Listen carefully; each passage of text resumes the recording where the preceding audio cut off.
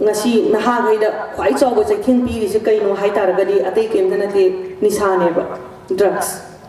drugs in different forms tani la ida se kemda nate mama pung dagi genius oina kanam ta tholok panate masi genius ki kamaina genius sai se lai pop habi se kamaina oirino haibai matang sida Tiger Woods si masi golf to kadai genius oirino na hangi masi kemda kin alamre masi class 9 dagi golf sada boiramne aduna kai no sida hainingi di aina asuki matik lai do na kai mahira mama da aina haiba haibasi lai pop haibane ba aduna genius haibasi kai no aina apa ma potu da ai hanjan aduda khatang focus tawraga ai aduda practice tawba aduda aina phangak ba ai expertise to mayam dagi hendok na aina thabak to phajana tawba ngam bado adu genius ni aduna lai bana khoi satra mayam si pre nursery dagi na class 10 buhungi na page to chumme ko adu nakoi huzik lairik tamni ba satra ngakane ba adu tungda nakoi na lawr ka doriba responsibility amadi nakoi gi role si nakoi chorak mama huzik angang budi oiri but ngan na sem sa ho ba habisina tungda mai pak na bagi khwai dagi chawba khongthang amani na aina lawi aduna ai gi responsibility amadi ai gi power and habisi ai ngalingai dagi khangba ma changi makhong siengna afaba foundation dagi horak taragadi hayeng tungda afaba mi ama oiba matik chaba mi ama oibada yamna laihalle manipur si ekoi gi imalai bak ni manipuri amoina imalai bak si ekoi na karam momongda aina hayeng chawang oiriba ka satra gi punsi oibani na adubu aina haijaning badi kaino nakoi na hayeng chawraga lawduriba role mayam se school sidagi Grace Academy dagi piriba academic foundation se sigi si 50% ne rest of the 50% se akoina kadai dei tamgani mahai se mahai si aigi yum dagi aina phangba mahai mayam ama education haiba si formal haiba ma informal haiba ma lei formal education ne akoina sidagi phangi ba se sina ta ba to knowledge mayam ma so khoi tan ba sak mayam ma changi ba tan ba si kaino nangi school gi curriculum da piriba prescribe to ba lyric sing du khatang pa gan aduna ta balai mayam ama lairi critical loiba aikoi gi laibak sigi adagi laibak ama siamba laibak ki problem political problems sigi critical loiba lairi mayam ama thiraga pabiu aduga hard copy da lairi pabagi habit se library chatla kana lairi pabagi habit thambiu angang amoina sidagi akoina wakhalon mayam ama develop tawrakani questioning capacity develop tawrakani hayeng nakoina many of you will be appearing in many civil service exams civil service exam mayam am tharakani ba nakoi mayam ama tongan ba career mayam am da satnarakani aduda aina masida nakoi da haijaning basi aikoina any issues lai ba matamda kari gi thoi bano why how where when what haiba wahang mayam ama lai kai gi thoi bano masi kamaina thohali bano kamaina warosin purakani problem si kamaina solution purakani haibase sigi pochida nakoi na hayeng matik sara kanda mature oiraba matamda laibak sigi any wahawdo any problems sida aina matung ilaga o mina si tawnari ni haiba khakna taba public opinion haiba si kai da glab to no matik saba citizen mayam ama parents mayam am su yawiram gani oza mayam am su yawiri satra mayam ama ni sigi sida aikoi pumna mangna matik saba wahang hang banga makan jada laibak sida aigi laibak sida thoiba pochi directly aigi life to impact lai dori bani and future generations ta lai hodur bani permanently aduna foundation sida gi hauraga parents guardians school amadi aikoi pumna maksina akoi thorkli ba future generation ni nakoi sina tungi pura yumbi habnu noina uhoi oyodoi ne ba akoi na thanam ba noina inherit tawrga noina mathang chat dori bani aduna questioning capacity develop to bo tamo angsa adagi mathangda ayama afaba thabak toge ai matik sage hai taragadi aina khwai ahambada darkar oirisi ai health ne ba aduna ngasi na khoi ngasi laiba entire school sida tamiba satra mayam se sida khwai dagi chawba threat ama manipura ai isamak aduda dil tawraga yam kan huju honajari ko manipur ki one of the biggest looming crisis se masi akoina ngasi nahagai da khwai chawba chaikhing pi ri se kaino hai taragadi atai kemda nate nisane ba drugs si in different forms tani la iba drugs sing si angang sing si isana khanghaude इसाना खंगौदबिदा अदुम drugs सी हैनारकानसिदा हेंग dependent ओइरगे addict ओइरकान खंगकपना अयाबनेबा अदु मसी अखोइदा लेबा रेकॉर्डा क्लास 7 तमीबा अंगांगसी WI चिंबगी रेकॉर्ड फौ लेरेबा सिगी पोचे अखोइ केंत हराउनिंगाइ लेते मसी याम की तुजुनिंगाइ ओइरबा पाखनिंगाइ ओइरबा सिचुएशन अदुना अंगांसा आइना क्वाइदगी अर्नेस ओइबा सजेशन अमखतंग आइना नखोइदा हाइजनिंगबदी निशा साबिगनो माथा सारसु peer pressure निशा साबा मी लाएना खन तारगसु निशा साबा हाइबसी it is a way of escape from something that is troubling me I want माथा साबा पोट अमा लेरकानसिदा आई निशा सारगा ngakang काउथोके I ngoksinabagi ngakang I नुवाइ थोके हाइबगी पोचे attempt ama tawharkansida nang second attempt to phangaurueba because no yang nauri banina apapatagi judgment se decision making se no ngamdriba ngaktane ba ngang singse aduna aina haijaning basi nisa haiba pochidagi yamna lapna leibiu nisa haiba se thengba yaba suna natte aduna health semgadabani aduga education makhong sengna chatgadabani aduna tungda manipur gi imalaiba ki aphaba thabak tawnabo honabada noina darkar oiba anything darkar oiba se ai isana honaraga ai phangnaba semnabo honabiu aduna kasu yam sangna nganang dre na ko yam na waramani yam sangna ngangbagi kanu requirement su leite na ina logjai noina hangning ba leitaraga di hangbiu aduga drug tagi mapan lakna leibiu angang sa lairik phajana tamu wakhal yam munna khandau aduga ai thabak phangnabagi damakta lairik tamgadabani haibasu thadokpiu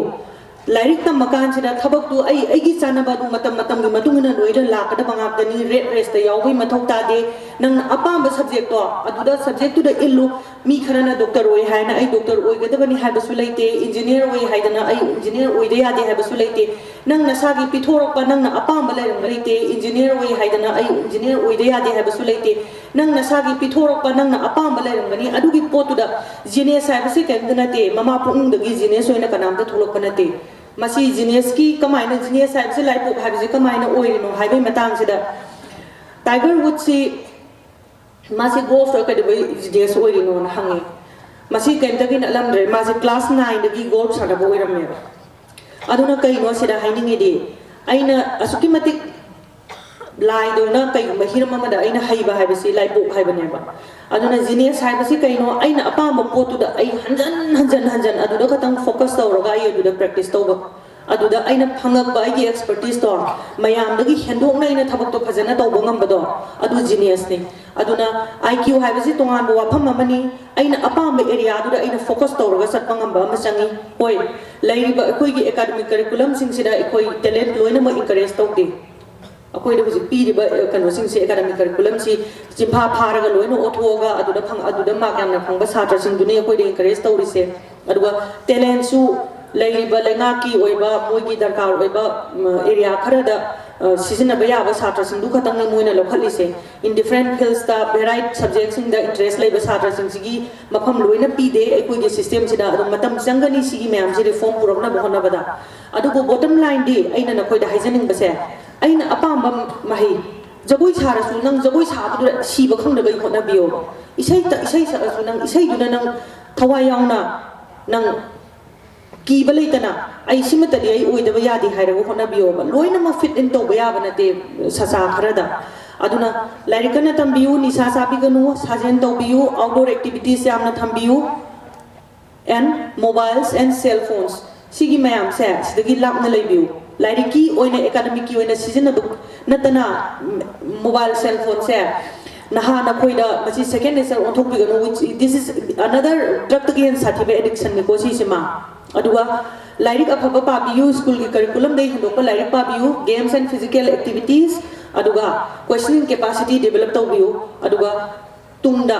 nakhoi tawruba any thabak hiram khuding bakta leibak ki achouba isa noina sana sagi personal life da su leibak ki miam ki kano da su area field da su noina ngamba maximum level da masak thokna contribute tawba ngamba mi amamam matik saba amamam loino oiba ngamu haininge adu noina sida hangning ba leitaragadi adum wahang khara kano tawbi nursery dagina class 10 bau 10 dagi amo atopa phase among la aga mathang tawrai ngasi si awrai ni ko adu si line am ta lak panate yamna line up phangakpa amta nate aduna ngang ta struggle di life ki face kudingmakta stage kudingmakta struggle li loi face tawgani noina hujik leiriba mayam si struggle makhalamani si hotnaba lepa yade hotnaba sidang leptaba aduga aina apamba larik paningdaba aina physics da thawai yaudaba mi amana physics tam hanbaru oithoyeba oithoidabani nangi school da ju hujikti akoi gi matamda phangiba khudung saba mayam tidagi hujik ne hena khudung saba je khara leire na khale extra curricular activity si hana dagi hujik ne hena khara extra curricular activity yaugro na khoi gi eke yauge ba no khoi gi extra curricular da no khoi gi lesson sing sinataba dance physical sports ha yawe ko ado noi lairik tambadagi hena dance ta thawai yaw mi yawrom gani yawdro yawe ko lairik su thawai yaw ba dance su thawai yaw su yawrom gani ba adagi sports ta thawai yaw su yawrom gani yawe ko adu mai tawdana adu itaragadi ai gi aina thawai yaw ba mapa mayam du su no khoi adum thawai chapsana hayang mark ti sina kano tawro oi pekhada si ai mark darkar oi banati haidana abstain to bigano ba all round development changi aduga tuition ngakta da su dependent oi be mathau ta de hojik tawriba tuition system mayam se private tuition mayam se akoi gi matam da lairakte aduga mark ta su yam ka hana focus tawruno mark habasi it's a totally different kind one ba hojik marking system da lairi se di nang na chimpha pharaga memorize tawraga iramba ngamba potu gak ne ba test tawri se nangi satra amagi magi IQ test magi reasoning capacity si pumna amta test taw banate ba aduna noi mark yam phangde haiduna su la yam mark yam phangdaba satra sing sina kan mark yam phangba satra sing sidagi noi handai haiduna su khanganu sigi matang sidari khena bam ta leite mai magi area duda memorize khara hena tawbungam ba satra na mark khara hen phangbai wani mark yam phangdaba satra su hayang punchida Michael Faraday haina scientist ama leirami se electric bulb puthwami se noi taram mani ko ma se college drop out ni school drop out ne ba ma se formal education loisan gi da mayam am le Beethoven gai da music wizard ne ma se ko ma si Beethoven si kai no ma formal music education ama class ama bo ma tam gi de ba formal kan ama bo thereby aina haining gi de kai no school drop out oyu habanate school do encourage to gabanate aina haijaning di kaino aina apamba field sida ai focus to raga satpiyo khwaidagi agriculturally advanced oiba district kharai manunda amani kaino sigi maram se mangonda basically double cropping si mafam ayamba da loi tawi ko kaksin dagi ayamba sing loi khangbiram gani double cropping to bibra ayamba na lofam adagi kano sing se si irrigation phai kaksin na phawagi maram lai musalak kasi kaigino akoi human settlement yumhamo thorapa number 2 government ki projects me ama bheli da loina ma kano toksalaga confine toksalaga sajalakpa sigi me am si adagi corporate me ama changsala I lanai kano me ama changsala ka sida hanal phau chinja puthomba chana pi puthomba lokham me am si chinja puthomba mahutta koi human settlement ki atopa purpose ki oina loina season thoksala ieba ai su noi su tin bidiba guardian me am su school ki authorities me am su koi ahom gadi pame ba manipur pam da kana laige na laiba present condition sida koi pethopa okay this is ideal this is the kano akoina pami ba condition duni masi yare manipur si akoi si yamna develop stage oire sigi poche da koi sigi momentum sida koi sumaina sathara si haiba abagi stage oibra koi oide taragadi hayeng na koina saura akanda na koi da gi thohalak nangi si public opinion ama sema kaneba public opinion sina koi guma mayam sina saura kan sida na koina haire iba khonjel na koina nganga iba kholaw pumna maksina lengak sida pressure pi dori bane this should be the public policy pertaining to this matter sigi matter sinoi karamba policy sem dori sarkar na unilaterally noina tonung ba to baya bra akoina pi di suggestion sen advice me am si suno khoi tabam thok tabra public na miyam na kai pa mi ge haiba wafam se si yam tangai phade ba ngas